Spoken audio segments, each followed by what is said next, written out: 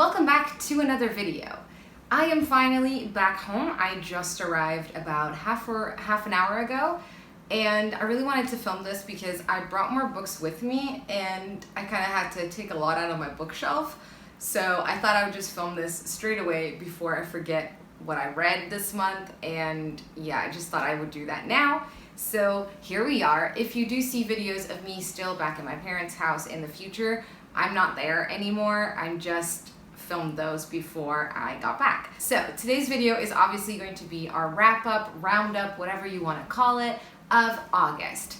I was participating in the N.E.W.T Readathon during August. You may be aware of that, and that is a readathon based on Harry Potter. I read 22 books this month, so there's a lot to talk about. The first book that I'm going to talk about today is A Question of Homes by Brittany Cavallaro, and this is number 4 on the Charlotte Holmes series, and it's also the last one. This I read for Care of Magical Creatures for N.E.W.T, which was to read a book starting with the letter A. And I listened to this on audiobook. I really enjoy the audiobooks of this series. I've listened to all of them on audiobook. It's kind of like a retelling of Sherlock Holmes and John Watson, but it's kind of also a gender swap. So Holmes is a girl and Watson is a boy, and it's the idea that they are descendants of Holmes and Watson. It's been done really well, and it's kind of YA, but it's also mystery, so it's really cool and really easy to read. But I've enjoyed the series a lot. A few books I liked more than others, but I really did enjoy the way it ended. But I really do recommend this series if you're a fan of mystery and also a fan of YA. Next on my list is Lord of the Flies by William Golding,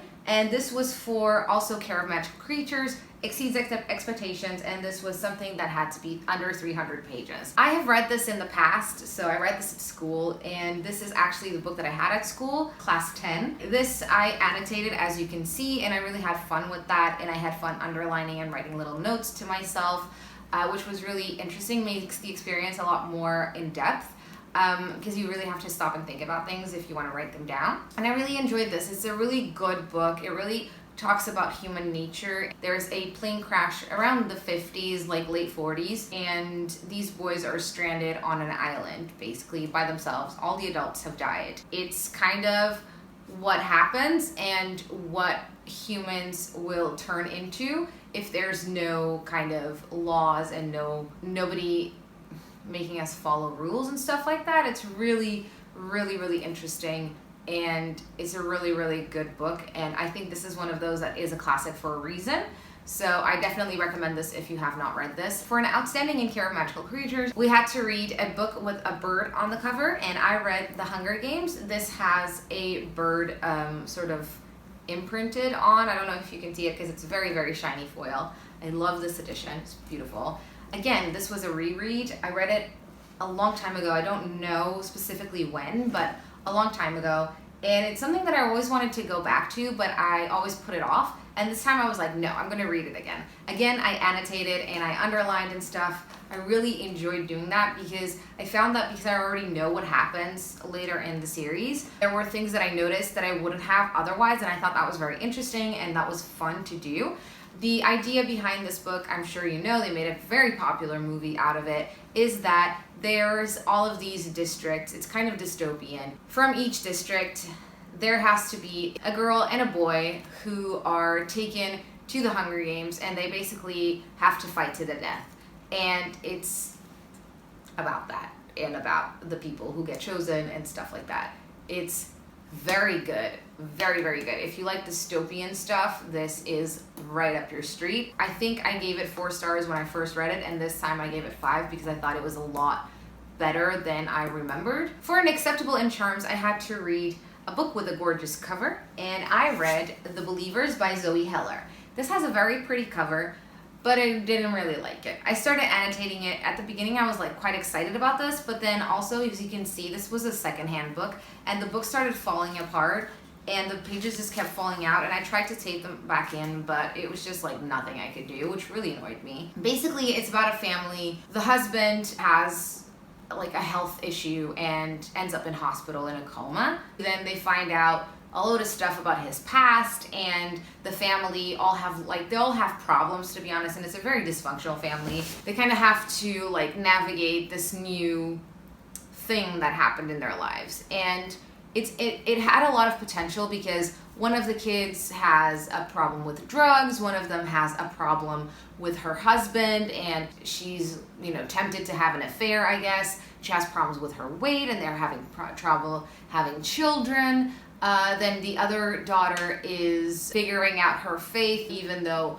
her family, they are atheists, and her parents are really against her going back to Judaism and about all that. It had a lot of potential, but I felt like they just kept on being nasty to each other and dysfunctional, and I felt like nothing happened. I felt like things were happening in their lives and there were opportunities for them to improve themselves, and they just didn't take them. And I just didn't feel like they became better people. I didn't feel like they wanted to, and it just was very For and exceeds expectations in Charms, I had to read a comic book or graphic novel or manga, and I read Sailor Moon Volume 1. It was my first time reading manga, and it was my first time reading Sailor Moon.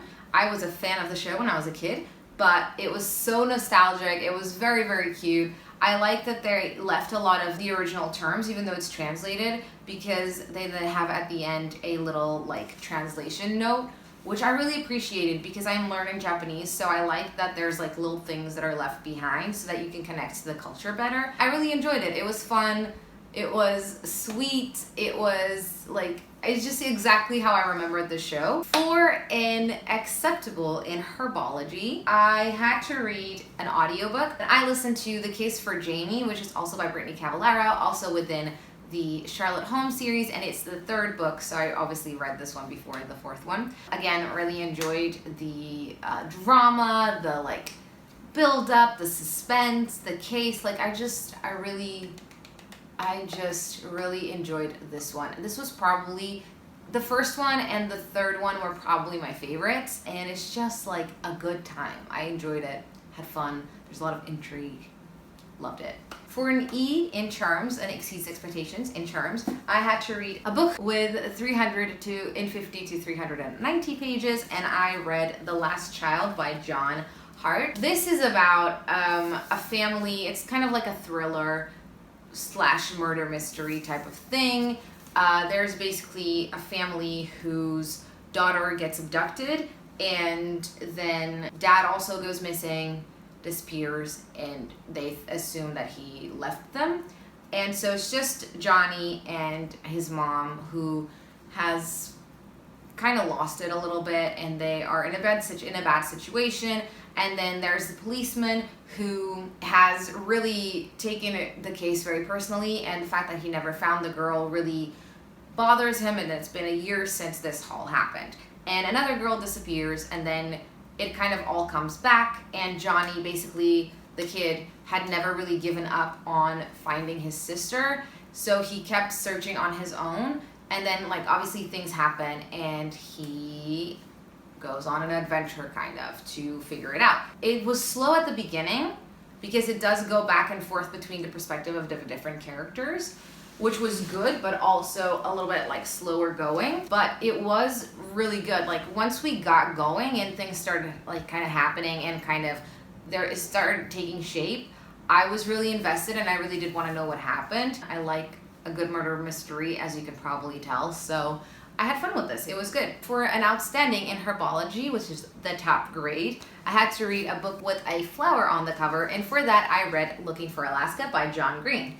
This, again, was a reread. The first time that I read it was in 2014, so it'd been a while. We kind of have the before and the after this thing that happens. It's very much YA from that era, the early 2010s, late 2000s. They're in school, they're in a boarding school, kind of about this girl, Alaska, who changes the life of our main character, Miles. She is kind of a wild card, and he is really into her, and she kind of turns his life upside down a little bit. I really didn't like Alaska. She really annoyed me because she was so pretentious and so extra. She was just too intense about everything, and she really did annoy me. Like, she really annoyed me. Reading this now and reading it back then, I see a lot of differences, because this time I was kind of like, okay. And I kind of felt differently about the story and about the way it ended, especially. I really like the ending of this. As you can see, I also annotated it, and again, I had a fun time with that. I liked it. It was fun. It was a good time. Okay, moving on. For Ancient Runes, to get an acceptable, I had to read a book recommended by a friend. So I read the Penguin Lessons by Tom Mitchell. This is supposed to be a true story. I guess it is a true story. It's not supposed to be. And this was recommended by my sister. It's actually her book. It's the story of this man who's English, and he is in Argentina in the 70s teaching at a boarding school. And then he goes to Uruguay on a vacation, and he finds a penguin who kind of adopts him. And then he has to bring the penguin with him to Argentina, and the penguin's life with him, kind of. I liked it, but I also didn't love it. I thought I was gonna like it more.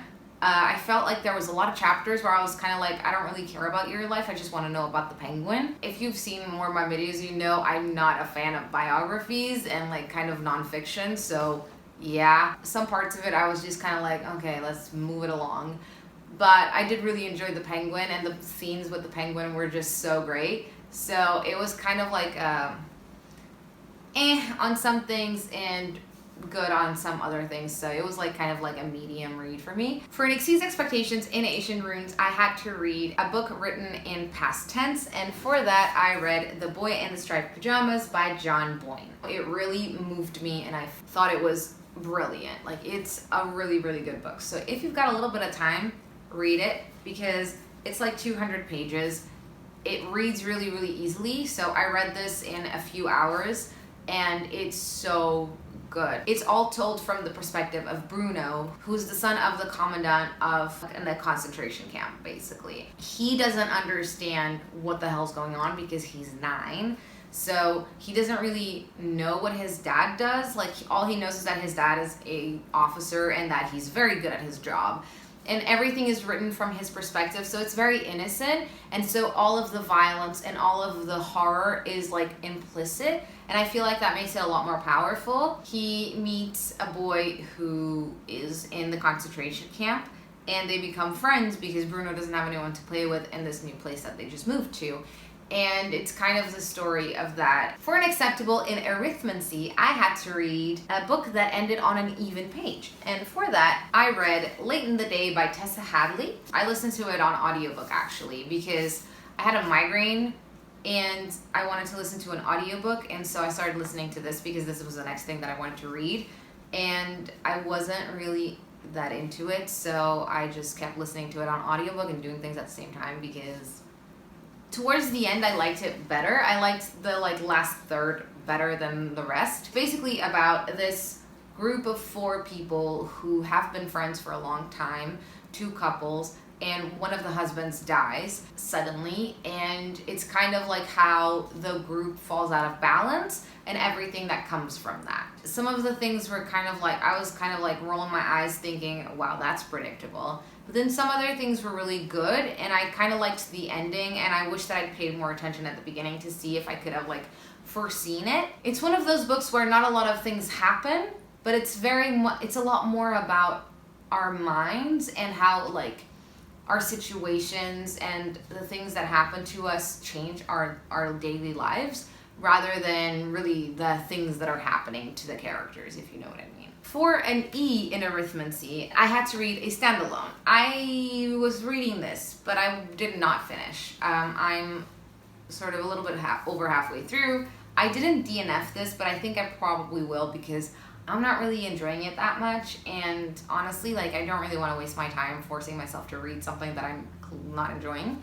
I really thought this was going to be good, but an Indian girl in the 80s who is a math genius, and basically her dad is grooming her to become a genius, and supposedly then things happen and we follow her life, kind of thing.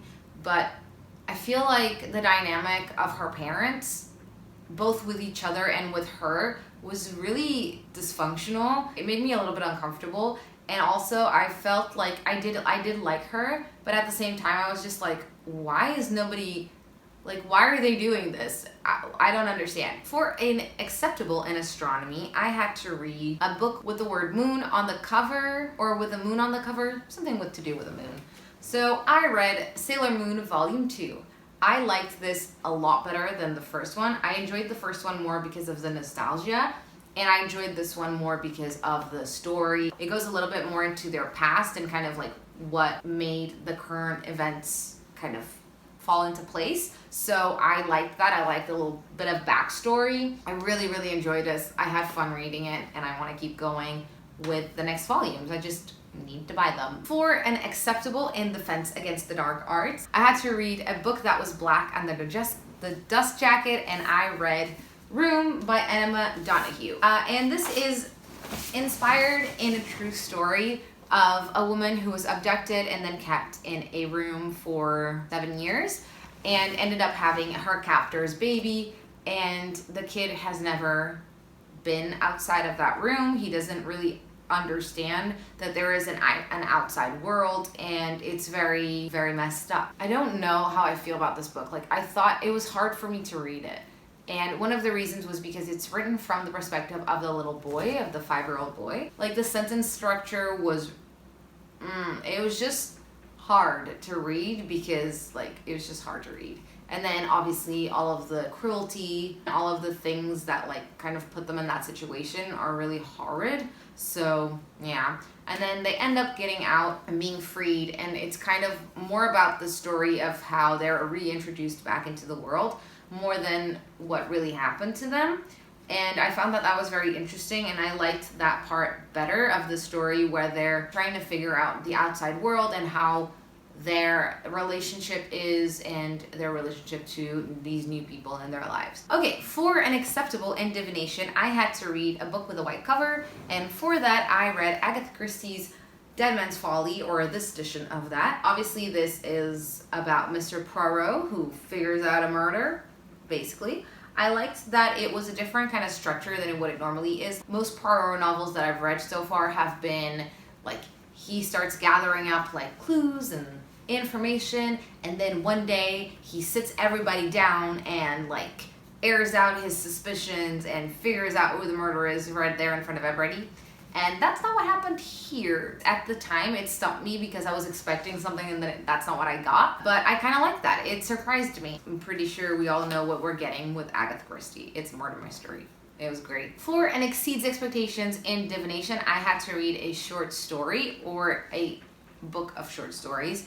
And for that, I read The Tales of Beetle the Bard by J.K. Rowling. Probably my 3rd time reading this. Just love this book. It's so sweet, and I love this one specifically because it was a gift from my mom. So this has the short stories, like kind of fables, and the stories that wizarding children hear from their parents when they're children. It does have a few kind of illustrations which are really cute.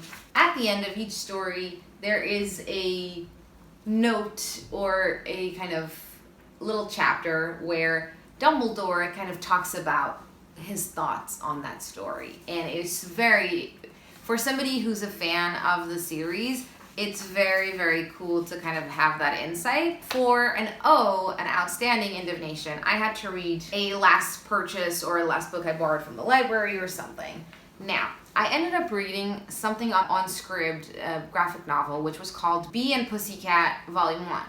But I couldn't find it on GOODREADS, and I'm pretty sure the rule is that you have to find it on GOODREADS for it to count. But I couldn't find it on GOODREADS, but I'm pretty sure it's a graphic novel. Like, it's a collection of shorts, graphic novel stories, kind of, or short comics. And they go on these like kind of magical sci-fi kind of adventures, and to other planets and to other things, and it's just a good time. Like, it was just a good time. I enjoyed it. The art style was really cool because each short story was drawn by a different artist, so that meant that we got a lot of different styles of the same characters, and I really liked that. For an acceptable in history of magic, I had to read a fantasy, and for that I read the screenplay of Fantastic Beasts and Where to Find Them by J.K. Rowling. Again, reread. I love this. I love this series, and I just love Newt and I love Jacob. I just love their little duo. For and exceeds expectations in history of magic, I had to read a book with a map, and for that I read Caraval by Stephanie Garber. I read this, some of it physically, some of it I listened to. Mostly at the beginning I listened to it, but then I switched to physical edition because I was just like so into it. I loved the magic, I loved the intrigue, I loved the plot twists, I loved the characters. There's this kind of circusy type thing that happens every year, and they get tickets to go, and it's kind of like a game. Basically, they have to unravel a mystery in order to win the wish. You don't really know whether you can trust what you're being told or not, because there's always new things happening, and I kind of liked that. I felt like I was being deceived, but in a good way. Yeah, and for an outstanding in history of magic, I had to reread a book, and for that I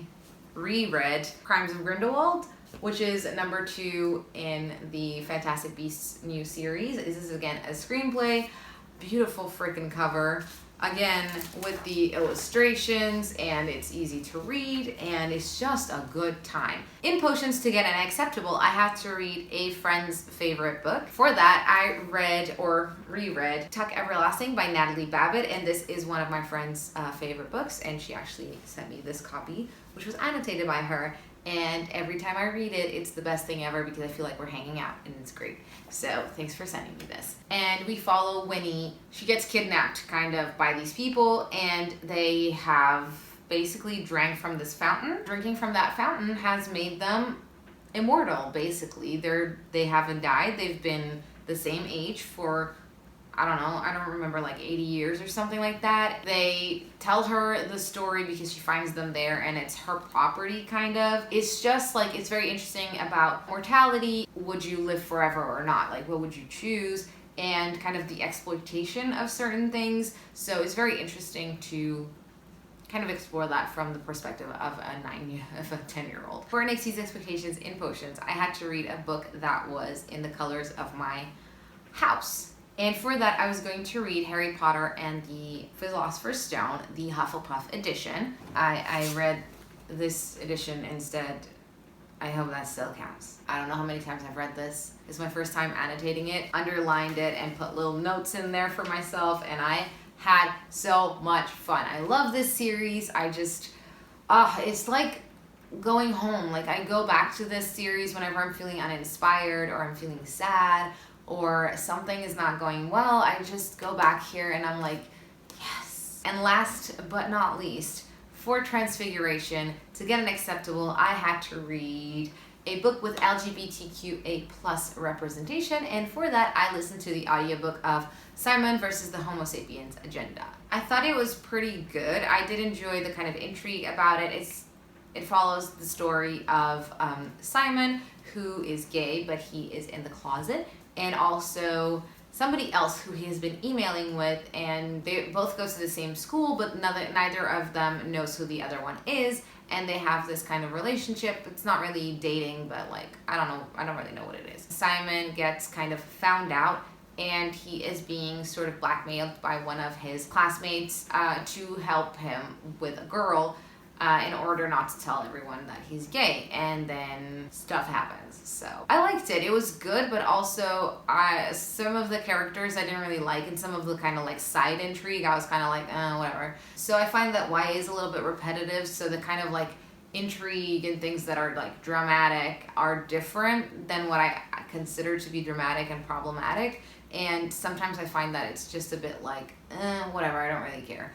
But at the same time, I do like the things that are being discussed, and I don't know. I liked it. I had fun listening to it, but I also, I'm not a super huge fan of contemporary YA, basically. That is all of the books that I read last month. I enjoyed it. I had fun. I really enjoy this readathon. It's one of my favorite things of the year. I hope you enjoyed this video. I hope you had fun coming along with me. If you want like extra content about me reading these books, you can watch my vlogs. That is everything for this video. If you enjoyed it, please don't forget to leave it a like and a comment, and consider subscribing to my channel if you have not done that already. It would mean so much to me. Thank you so much for watching. I hope you're having a wonderful day, and I will see you in my next video. Bye.